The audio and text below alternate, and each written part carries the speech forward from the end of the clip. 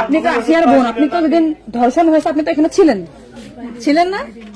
যেদিন ধর্ষণ হয়েছে সেদিন নিয়ে আপনি কিছু কথা বলছেন টেলিভিশনের সামনে, আমরা দেখেছি, সারা বাংলাদেশের লোক দেখছে।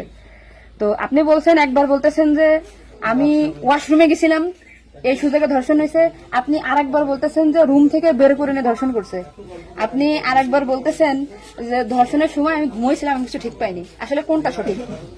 আমি তো ওইটাই বলি না, আমি বলছি যে আমি ঘুমোইছিলাম, ও যখন বাথরুমে উঠছি সেই সময় দেখি যে ওইখানে পড়ে রয়েছে, এইটাই বলছি। আপনি বলছেন যে সেহরের পরে, আবার বলছেন রাত 2:30, এটা মানে টাইমটা আসলে মানে আমাকে দিক তো সিয়ারি খাই 2টার দিক, তারপরের কথা বলছি। আচ্ছা, আপনি একটু মানে প্রথম থেকে মানে রাত থেকে কি ঘটনা ঘটছে একটু আমাদেরকে বলেন তো। সর্বপ্রথম রাত থেকে সব ঠিক ছিল, রাত্রি 3 জন ঘুমাই গেছিলাম, 8টার দিকে ঘুমাইছি। আমি, আমার জামাই আর আমার বোন, আমার বোন হচ্ছে আমার পাশে ঘুমাইছিল। তা আমি জানতাম না যে ওর সাথে ওরম হবে না।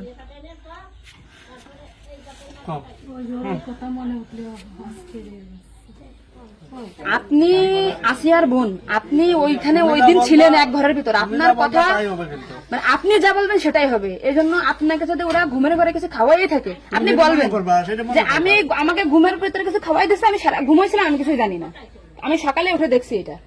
কিন্তু আপনি যদি বলেন যে রাত 2:30টার সময় হয়েছে, আমি তাহলে তো হবে না।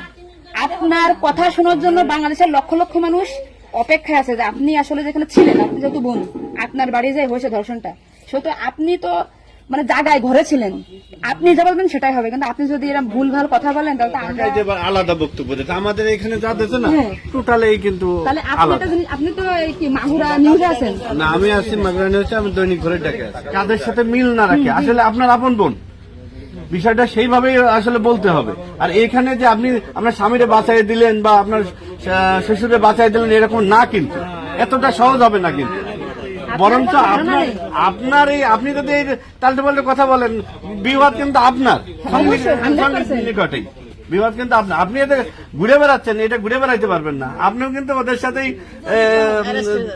যুক্ত হইতে হবে আপনার। তার মানে উনি একবার বলতেছে কি জানেন, আমি টয়লেটে গেছিলাম তখন ধর্ষণ হয়েছে, একবার বলতেছে আমি আমরা বিভ্রান্তিতে আসছি, বারে বারে আপনাদের কাছে আসতেছি শুধু এই একটা কারণে। কিন্তু মানে আপনাকে যদি কিছু খাওয়াই থাকে আপনি বলেন যে আমারে খাওয়াইছে, আমি কিছুই জানি না, সকালে উঠে দেখেছি আমি এই অবস্থা।